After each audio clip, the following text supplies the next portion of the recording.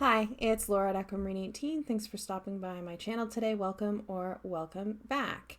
In this video, which I am calling the 2022 Book Stack of Joy, I would like to share with you some of my reading plans for at least the beginning of the new year. You'll recall, if you've been around my channel for a while, that I started in 2020, January, what I called then the Book Stack of Shame. So at the end of 2019, I gathered up all of the unread hard copy books in my house and I put them in a pile, and as part of my 2020 New Year's resolutions, I resolved to read all of those books before buying any more hard copy books. This year I am repeating this process, but this time I'm calling it the Book Stack of Joy, not the Book Stack of Shame. I have no shame about having books that I want to read, so I'm actually really excited about these. So I wanted to share them with you. I have 19 unread books to start the year. Granted, several of these were holiday gifts from my family, so about 5 of them are brand new to me. I'm excited to start the year with reading these books, and so I thought I would share them with you. First of all, I will mention before I get going that there are a few caveats to my no buying any new books until all of these are done rule. Sometimes I do need to pick up a book for work. If, for example, I need to assign a book to my students and copy an excerpt out of it and the library doesn't have it, I may need to pick up a book. I also purchase ebooks, particularly for book clubs that I'm a part of. So I'm allowing myself those. I'm not going to be missing out on book clubs that I love participating in for the sake of a New Year's resolution. So those are my kind of exceptions to the rule. But otherwise, before I pick up any more hard copy books, I would like to read these 19. And there are some themes, so I've grouped them loosely into themes, and I will timestamp below as best I can the different kinds of books in this list. So without further ado, the first book I have is actually a book about books, a book about reading, a book that I purchased to inspire my reading, and that is Bibliophile Diverse Spines by Janice Harper and Jane Mount. And what this book is a series of different curated recommendations for reading focusing on diversity. And so there are different themes, for example, amazing illustrators, or cooking and baking is another one. There's several sections of this bookish people recommend. And there's all different sections by genre. I believe there's a section on children's books. There's all different sections here. Authors recommend. So here there's recommendations by Britt Bennett, for example, Mitchell Jackson, and a number of others. Contemporary fiction. And so I'm really looking forward to looking through this book because I don't necessarily know a lot about the authors publishing in genres that are not my kind of go-to genres. And I always am aiming to read diversely. And also I'm interested in exploring outside of my usual, which is speculative fiction. I've read a lot of the books on this particular stack. So when I saw that this book was coming out, this was just released in 2021, and also a portion of the proceeds from this book are donated to the organization We Need Diverse Books, I picked it up right away. I have leafed through this. I have looked at some of the different sections in the books that are featured, but there is quite a bit of content in here to read. There are sections, for example, on different bookstores. And so I do want to actually read this book. So that's the one book on my list that is a book about books. Going to the next little section of books in the pile, I have 2 books on astrology in my pile. So I will be spending some more time learning about astrology this year. I go back and forth from learning about astrology and kind of easing off of learning about astrology. I find it very overwhelming. There's just so much. But I am very much interested in astrology, and I do follow the moon phases and the sign that the moon is in. So I want to learn more. I have been kind of teaching myself some astrology basics, specifically around natal astrology, looking at my birth chart and the birth charts of my friends who have so graciously volunteered their charts in exchange for short write-ups about the planets and houses in their charts. So I have been learning very slowly, and I picked up some resources for that. I have Astrology for Mystics, exploring the occult depths of the water houses in your natal chart. And this is by Tiana Lee McQuillar. And Tiana Lee McQuillar is also the creator of the Hoodoo Tarot, which is a deck that I really love. I participated in the Hoodoo Tarot study group hosted by Kim at Abundant Life Tarot. And I really liked Tiana Lee McQuillar's writing. And so seeing that she had an astrology book, I picked it up. I've read some of this. I of course, the second it got here, was looking at my own, components of my own chart. So I have read some. I haven't read all of it, but I look forward to learning more about the water houses with Tiana Lee McQuillar's book. The other book I bought that I haven't yet read any of, actually, but I'm really looking forward to, is Alice Sparkly Cat's Post-Colonial Astrology, Reading the Planets Through Capital, Power, and Labor. I think that this is going to be really good. And the first sentence in the description on the back of the book is fearless, radical, and fresh. Post-colonial astrology scrutinizes astrology as a political practice and asks if astrology is a language, whose language is it? Astrologer Alice Sparkly Cat cuts into the idea that Western cosmology is universal, interrogating the 7 traditional planets in Western astrology through etymology, and so on. So I'm really interested to read this book. As soon as I kind of saw it and heard a little bit of conversation about it, I knew that it was a book that I wanted to read, and it's just one that I have not gotten to this year. You can probably tell by this one and Tiana Lee McQuillar's book being on the pile. I had some aspirations in 2021 to spend some more time with astrology that didn't really get realized. I ended up exploring in other directions, so I'm looking forward to reading some more on astrology this year. The next book is slightly astrological, I suppose, but I did buy the 2022 Old Farmer's Almanac. I just like these. It does have astrological content in it, but it has other kinds of content as well. The sections in the table of contents are amusement, anniversaries, astrology, astronomy, calendar, folklore, food, gardening, genealogy, history, miscellany, nature, special report, and weather. So over the course of the year, I will be dipping in and out of this one, which I will enjoy. There's always interesting things in here. Little strange facts and fun things to learn. So, Old Farmer's Almanac.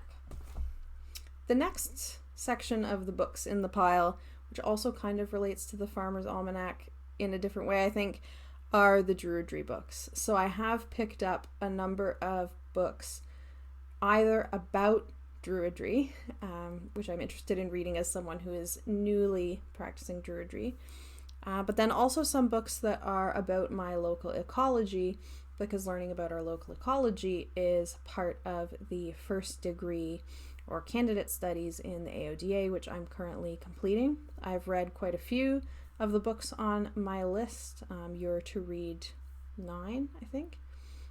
So I do still have some left to finish, though. I have, in the Druidry section of the book pile of joy, I have Joanna Vanderhoven's The Book of Hedge Druidry.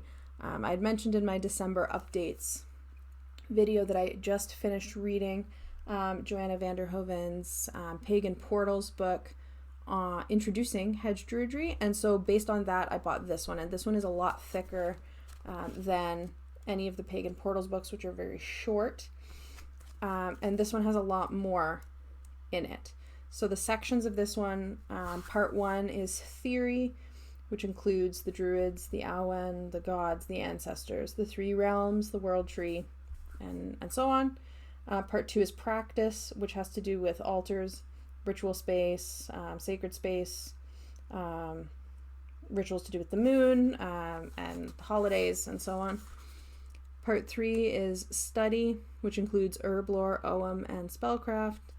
And part 4 includes skills and techniques, which includes a section on ethics, and so on. So I'm excited for the book of hedge druidry. I feel like, like any book that is a spiritual practice or magical practice book, there are always going to be parts of a book like that that don't work for me, but there was enough in Vanderhoven's other book that did appeal to me or did kind of spark some inspiration in me that I wanted to pick this one up. So I'm looking forward to that. I have The Explorer's Guide to Algonquin Park. This is a park guide for a very large provincial park. I think it's a provincial park. In the province that I live in, it's north of me. I have been there many times to go camping, canoeing, hiking. There are many amazing views there. There's beautiful lakes and rivers. And so this book is all about the wildlife. There's a bear, black bear, and a moose. The only place I've ever seen a moose actually is in that park. It has to do with the different areas within the park. So there's kind of different, I don't know, zones kind of that you can go to. There's sections on different insects, different plants that grow there. So this is part of my books to read about my local ecology, since this is quite close to me. So this will be a good one to read as I'm thinking about camping and thinking about getting outdoors more as the weather warms up. So that's on my list. I also have, somewhat similarly, Up North, A Guide to Ontario's Wilderness, From Black Flies to the Northern Lights. It is a national bestseller by Doug Bennett and Tim Tyner, and it says that it includes birds, mammals, amphibians, reptiles, Mother Earth, creepy crawlies, trees, plants, day sky, and night sky. So this is another one that I picked as a book related to my local ecology. This one is a bit more organized by species. So you have a section, for example, on each species that is included of different animals. There are some color photos, but not many. And this one I thought looked good because it seems to just have a lot of interesting kind of trivia type of information about animals. So I thought that it would be a little bit less dry than some of the others. It's my favorite, Common Loon. So I will be reading this one sometime early in the year as well. And then I don't have it here in my pile because I'm partway through it. There is one more book in the local ecology book pile, which I still have yet to finish, but because I've got a bookmark in it and I'm actively reading it, it's not in the pile of joy. It's been removed from the pile of joy and has been started. So I do have a couple of books on the go. They count as being in the pile too. Then I have a book about Druidry that I'm really, really excited to read, actually. And this one is called World Druidry, A Globalizing Path of Nature Spirituality by Larissa A. White, Dr. Larissa White. And as the cover notes here, it says, "What does it mean to be a Druid circa 2020? The complete results of the World Druidry Survey of 2018 to 2020. So this book is the product of a massive study talking to Druids on, probably every continent, many different groups and orders, and getting a picture of what contemporary Druidry looks like. So for the different sections of the table of contents, it includes, what a Druid is, the design, so the methodology and method for the survey. So notes on things like developing the questionnaire, encouraging global participation, protecting privacy, and so on. Then the geography of world Druidry, personal paths in Druidry, themes and variations in theology, ritual and devotional practices, festivals and celebrations, Druidry's spiritual common core, and then there are some appendices including kind of population estimates of Druids and the different groups that participated. So I'm really excited to get into this one. The appendix tells me that in terms of folks participating in the survey, that there were 56 folks from the AODA, which I'm a member of, who participated. So that's exciting. And I'm excited to learn more about this. So this will be probably one that I start very soon. I have this one on contemporary Druidry, and then I also have an ebook copy of Ronald Hutton's History of the Druid Revival. So I'm not sure which of those two I'm going to read first, but they'll be early in the year for sure. Finally, I have a book called Sacred Actions by Dana O'Driscoll, who is the current Archdruid of the AODA, the Grand Archdruid of the AODA. It's called Living the Wheel of the Year Through Earth-Centered Sustainable Practices. And this book is going to be great. It has different ideas for making your home more sustainable, making your yard more sustainable, that I think are going to be really good. This one will probably be a late in the year read. The reason being is that I bought this very excited the second that it came out, and then I read the updated second degree curriculum for the AODA, and this is one of the books that's on it. And I'm not in the second degree yet, but I expect to be some point this year. So I am actually holding off on this one until I actually get to that point. I mean, obviously I could read it early if I would want to, and then maybe read it again when I'm in the second degree, but I think I'm going to be waiting on this one to read later. And so this one is organized around the Wheel of the Year and some different themes for each one. So for example, the summer solstice theme is food and nourishment. The Imbolc theme is oak knowledge and reskilling.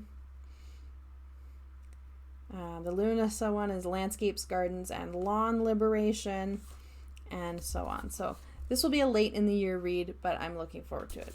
That is all of my Druidry books.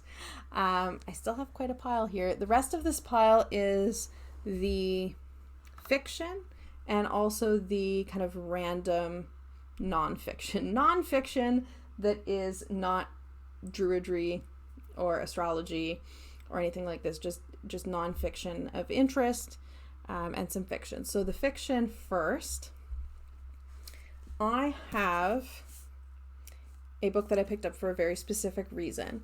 That is the Favorite Folktales from Around the World, edited by Jane Yolen, and I picked this up because it is the book for the Walk in the Woods class with Kelly Fitzgerald starting very early in 2022. So I've picked it up specifically for that class. So this will also be a early in the year read. And as the title suggests, it's favorite folklore from around the world. The cover notes that there are more than 150 of the world's best loved folktales from more than 40 countries.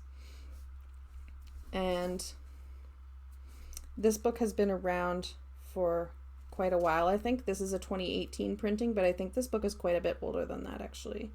1986. So this collection has been around a while, but has this new 2018 cover. So I'm looking forward to getting into this with other folks and with Kelly in the context of a class for sure. Now the rest of the fiction pile, the fiction of interest pile. And this is mostly where the holiday present books come in. So my little wish list to my family was almost exclusively books. So I'm very happy with my little goodie haul that I received. I have novel Nazare by J.J. Emerald Wilson, and this I did not even read a thing about, but J.J. Emerald Wilson wrote a book called Damnificados, another novel, which is a kind of fictionalized version of the Tower of David, and I loved that book. So I picked up this book, or put it on my Christmas wish list, and my mother gifted me this book. As soon as I saw that he had written another novel, I was like, I don't even care what it's about, really. I just really liked his first one, and I also saw that it was on PM Press, which is an awesome anarchist publisher. So I picked it up right away. So let's find out what it's about. So the back of the book reads, Nazare, the Great Wave.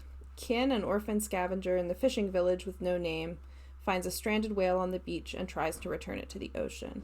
His efforts attract the attention of Mayor Matanza and his bloodthirsty police, the Tonto Makute, and Kin must leave the only home he's ever known. His journeys take him to an abandoned lighthouse, through singing caves and brutal deserts, and finally to a village of warrior historians. And it goes on. I am very, very excited about this because I read Damnificados well over a year ago, probably 2 or 3 years ago. And then I learned that J.J. Emerald Wilson didn't have any other fiction written, and I was like, but this one was so good. So I'm excited to read this novel, very much so. I have a collection of short stories, which I'm very excited for, which is Stories of Your Life and Others by Ted Chiang. Ted Chiang's other collection of short stories, Exhalation, is one of the best, maybe the best book of short stories that I've ever read in my life. I think Ted Chiang is short story master. They are speculative fiction stories. This one includes the story that is the basis of the film Arrival with Forrest Whitaker in it. And I've taught that film before in one of my classes. I really like a lot about it. And so I'm excited to read that story, but just really to read all of them. Ted Chiang is amazing. I've never read something by Ted Chiang that I didn't think was really great. So I know that this will be fantastic. I'm calling it right now that this is going to be a 5-star read for me. I have no doubts about that. Very excited to read Ted Chiang. Next up, and this is my last fiction. I really don't have a lot of fiction on this pile. The next book I have here, I picked up quite a while ago, but I haven't gotten to yet. And it's in part because I'm thinking about doing something for the channel with this book. We'll see. I don't know what that would look like yet. This is the novel Nova by Samuel Delany. And this is one of Samuel Delany's earlier novels. Samuel Delany has had a long and incredible career as an author of fiction and nonfiction alike. This one is late 1960s space opera novel. And the reason that I mentioned maybe doing something with this for the channel is because tarot as a decision-making tool plays into the plot and the society depicted in this book. I don't know too much about exactly how that fits in, but I know that it is a significant enough part that a lot of people mention it who read and enjoy this book. So this is a fictional novel that includes substantive reference to tarot. So I'm going to enjoy this book, I'm sure. I'm looking forward to reading this book. What I'm not sure about is do I do something with it that would be of interest to the channel? I was initially thinking about making a video about how tarot is depicted in this book, but then I'm also thinking, I don't know how interesting it will be for people to read about a depiction of tarot in a book that they haven't read, so I'm still kind of thinking out what this might look like, but you'll hear more about this book once I've finished it. Now, I got a gift from my brother for the holidays that I'm also very excited about, related directly, of course, to Nova, and my brother gifted me The Motion of Light and Water, Sex and Science Fiction Writing in the East Village by Samuel Delany. So Samuel Delany has won major awards, including Hugo's, for both nonfiction and fiction. And one of the nonfictions that he has won some substantive awards for is this one. And this one is set in the 1960s. I was trying to say it's set in the 1960s. It is about life in the 1960s. So the description of the book, just briefly, reads, in 1961, Samuel R. Delany and his wife, white poet Marilyn Hacker, moved to New York's Lower East Side. New art, sexual practices, music, and political awareness burgeoned among the crowded streets and apartments. Beautifully, vividly, insightfully, Delany calls up this era of exploration as he details his development as a black gay writer in an open marriage with walk-ons by Bob Dylan, Stokely Carmichael, W.H. Auden, and James Baldwin, winner of the 1989 Hugo Award for nonfiction. So I'm really excited about this one. I don't have too much else to say about it other than it is a autobiographical, award-winning book by Samuel R. Delany that I'm very much anticipating, enjoying. It's a very big, thick book, so I'm looking forward to this one. I also have another biographical, in this case, not autobiographical, biographical text that is also a science fiction author related text. And that one is A Handful of Earth, A Handful of Sky, The World of Octavia E. Butler by Lionel George. And this book I'm excited for. It has different snippets of Octavia Butler's handwriting in it and the author's thoughts as well. And what the description says, I'll just read the description because I really like it, of course. It says, Octavia E. Butler once wrote that science fiction was simply a handful of earth, a handful of sky, and everything around and in between. This book offers a slice of the in-between. It offers a blueprint for a creative life from the perspective of award-winning science fiction writer and MacArthur genius Octavia E. Butler. It is a collection of ideas about how to look, listen, breathe, and how to be in the world. Author Lionel George not only engages the world that shaped Octavia E. Butler, she also explores the very specific processes through which Butler shaped herself.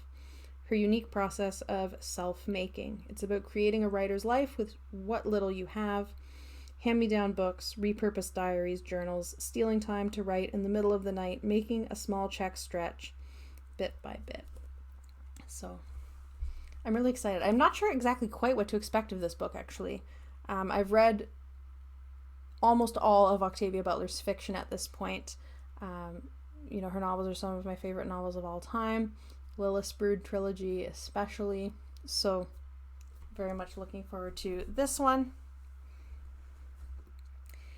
Now, continuing in the nonfiction section of the pile, which is the last section of the pile, I have the book Wayward Lives, Beautiful Experiments, Intimate Histories of Riotous Black Girls, Troublesome Women, and Queer Radicals by Saidiya Hartman.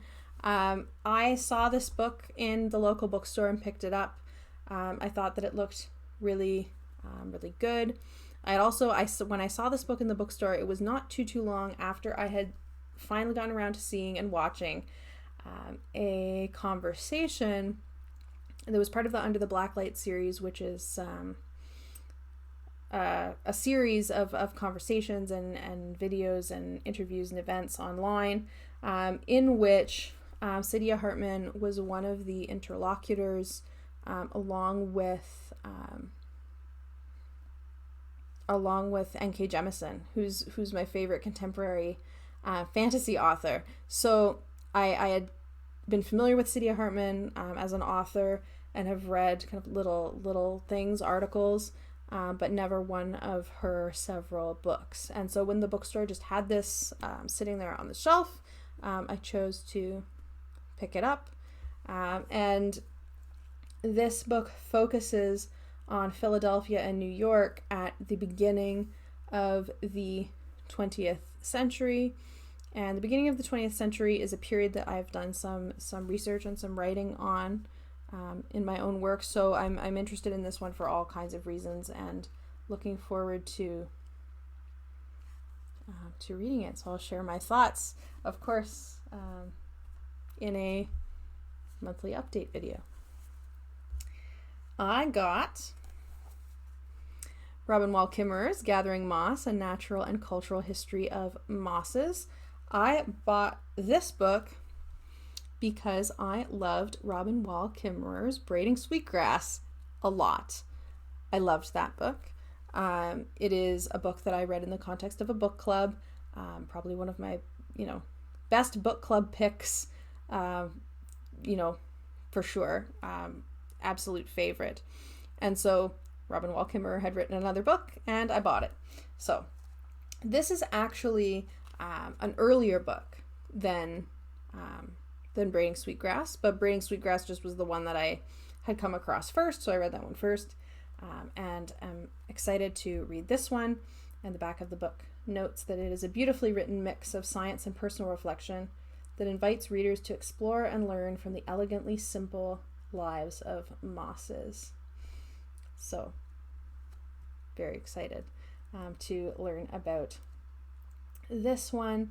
Robin Wall Kimmerer is the Distinguished Teaching Professor at the SUNY College of Environmental and Forest Biology, and also the founding director of the Center for Native Peoples and the Environment. And if you haven't read Braiding Sweetgrass, you should go pick it up and read it because it's fantastic. So I'm looking forward to this one because I have no doubt that it is fantastic also. Now, I have two more. I have the Your Body is Not an Apology workbook, Tools for Living Radical Self-Love by Sonia Renee Taylor. This is a newish release. I think this was a new release this year. And I picked this up simply because I really like and treasure Your Body is Not an Apology, Sonia Renee Taylor's book. So when I saw that there was a workbook, I picked it up. I found the Your Body is Not an Apology book, one that I really enjoyed working through with tarot. And there was lots of journaling questions and prompts in Your Body is Not an Apology that I would turn into spread positions and explore in that way if I felt so inclined. And so I figured with a workbook there would be even more of that. So I found Your Body is Not an Apology very at times challenging to work through, but also really great to work through. So I'll be working through this one. This one I anticipate being a slow process, but I'm looking forward to working through that one. And finally, the very last book on the list. And this one is a holiday gift as well. I got Never Say You Can't Survive, How to Get Through Hard Times by Making Up Stories by Charlie Jane Anders. And I've read one novel by Charlie Jane Anders. There's Charlie Jane Anders. I read her novel, The City in the Middle of the Night. I really enjoyed it. And this one is, as it suggests, more so a book about writing. And part of what the inside jacket says is that we have minds and imaginations and the ability to visualize other worlds and valiant struggles, and writing can be an act of resistance that reminds us that other futures and other ways of living are possible. This is full of memoir, personal anecdote, and insight about how to flourish during the present emergency. Never Say You Can't Survive is the perfect manual for creativity in unprecedented times. So this one is very, very contemporary. And I have been acknowledging in myself the desire to maybe explore fiction writing. It's not anything like anything that I've ever done. Of course, I've written nonfiction, and I've published, in academic and other non-fictional contexts, but I've never even attempted, not for 1 second, to write any fiction at all. But I love it. I love it so much. So I thought that maybe this one would be a little bit of encouragement.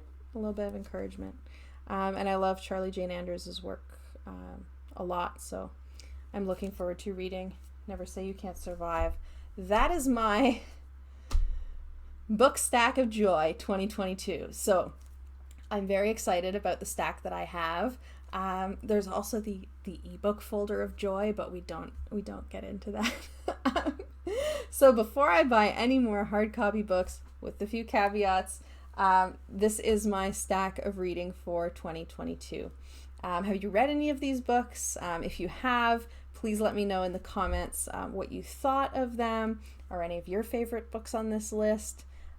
Please let me know if so, or books that are on your to-read list, your TBR, your wish list. If any of these have struck your fancy, let me know about that too.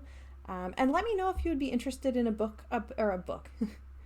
Don't let me know if you'd be interested in a book from me. Let me know if you'd be interested in a video about depictions of tarot in fiction.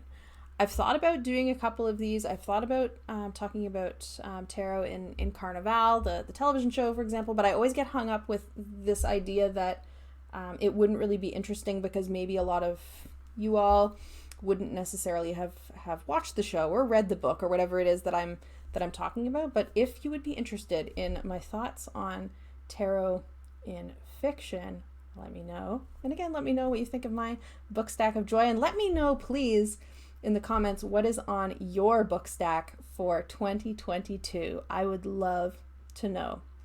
Thank you so much for watching again. Happy New Year. I'll see you all again soon. Bye.